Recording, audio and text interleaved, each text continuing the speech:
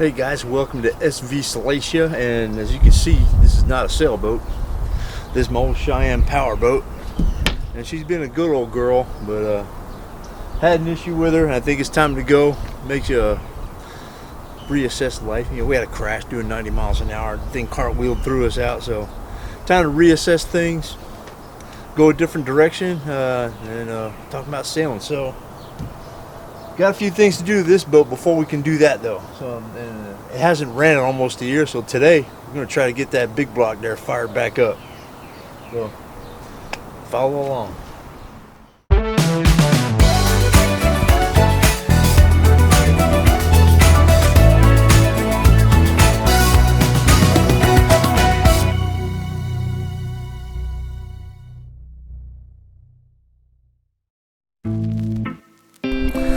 So this boat hasn't ran in almost a year now, so we're gonna take the carburetor off. Got to get it cleaned out, because last time I had it running, it was just shooting fuel just shooting up out of the vent tubes on this thing last time it was running. So you have to correct that. We're gonna pull all the spark plug wires out and shoot a little WD or 3-in-1 oil, a little lubricant, and then put a wrench on the front and turn this thing over by hand.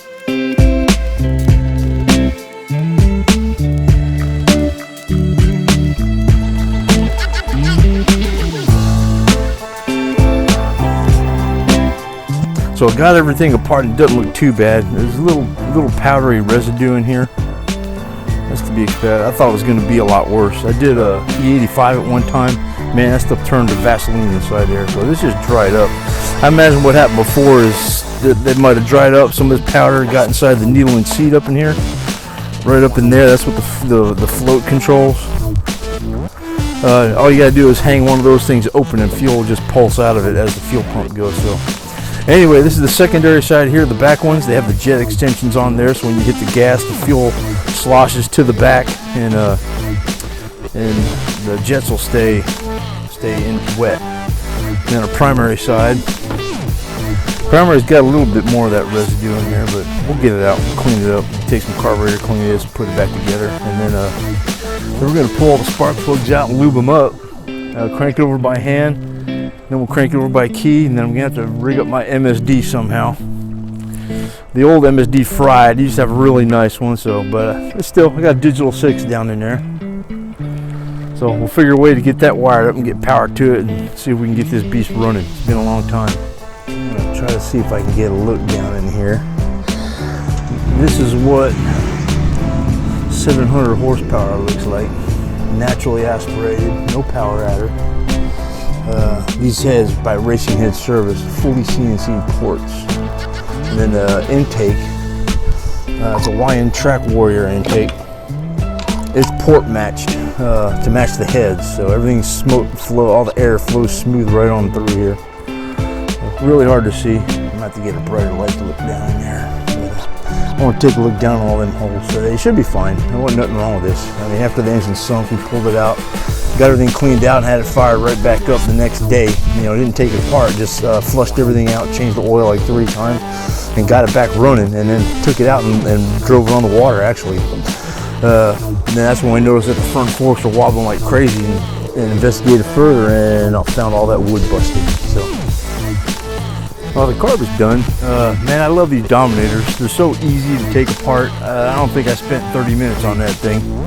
Take it apart, clean it, make sure the needles and seats are all cleaned out. There ain't nothing in there, and just pop it back on. All I got left to do is just hook the fuel line up. And it uses AN fitting, so that's super easy to do. This whole boat set up with AN everything. So, gonna get that done. Next step will be to pull all the plugs out and spin this thing over by hand. So we'll show you that in a minute.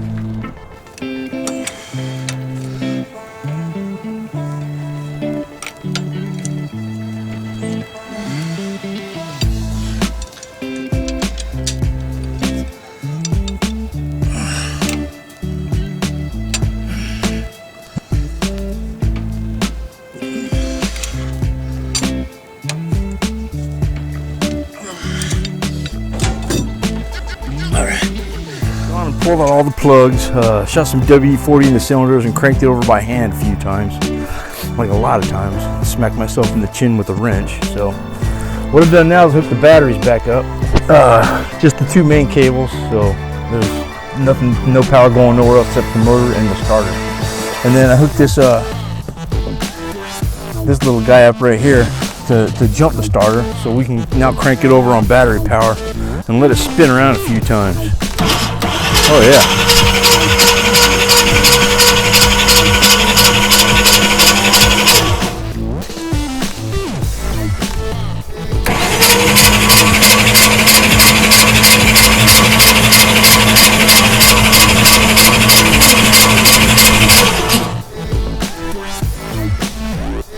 Check the heat on the starter here. Oh man, that thing's cold. Ain't built no heat at all. It's one of them high torque ones from Summit Racing.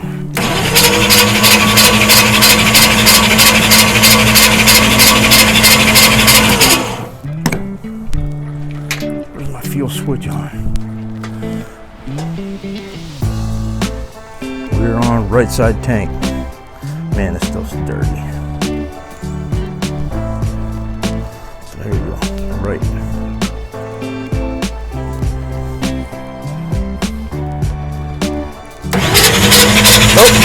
Oh, there we go. Oh.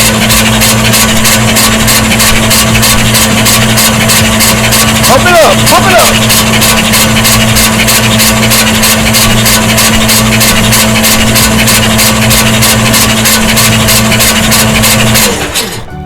All right, we got fuel pressure now. Take a look down in the carb and see if it's sopping wet. Should be nice and dry. Everything's clean and sealed. Yep, that all looks good down there. Give this a couple pumps. Get the oh, wrong side. See if we can pump a little juice through the accelerator pumps. Yep. All right, pumps are squirting. All right. Next we got to put all the plugs back in then, and I need to get power to the MSD, but I need to get a way I can cut it off.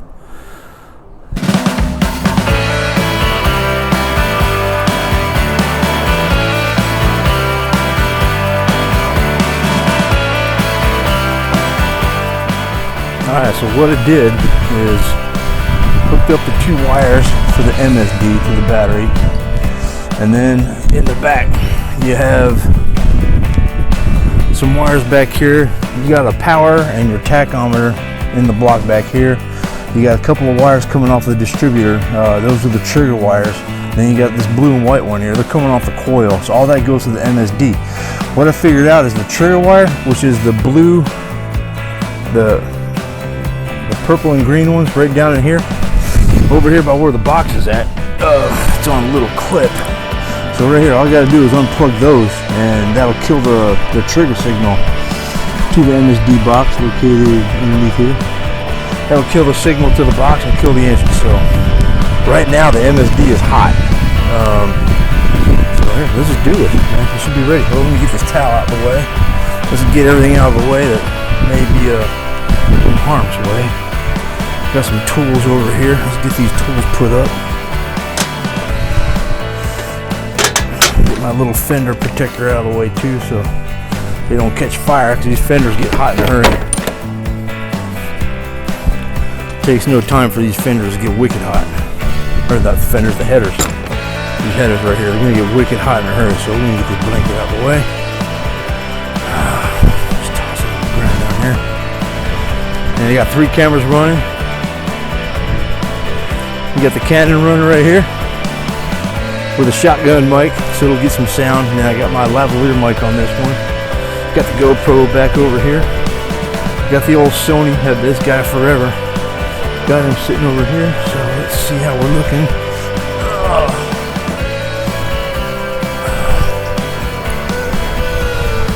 Got a couple things laying here, those are fine. So everything looks like it's out of the way of the motor. This is our bump start. Let me see, make sure it's not hitting on nothing coming across here. Nope, that's got a clear path through there. As long as it stays away from this pulley right here. She's never heard this. This will be a surprise.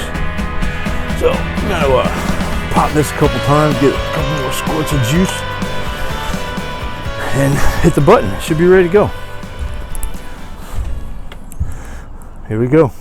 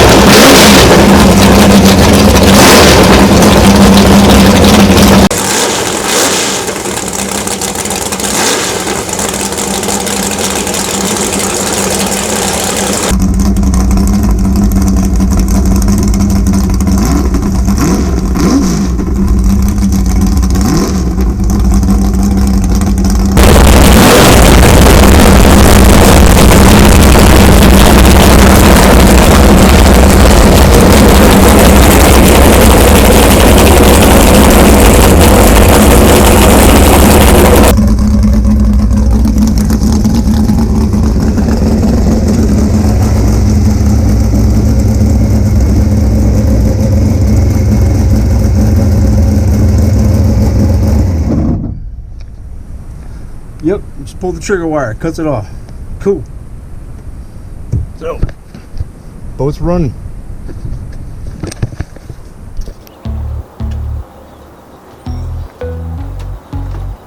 I think this chore might deserve some hot wings. Tune in next time when we talk about why we're going to pursue a life of sailing and what our plan is to get there. Thanks for watching, and if you could, hit that like button and leave a comment.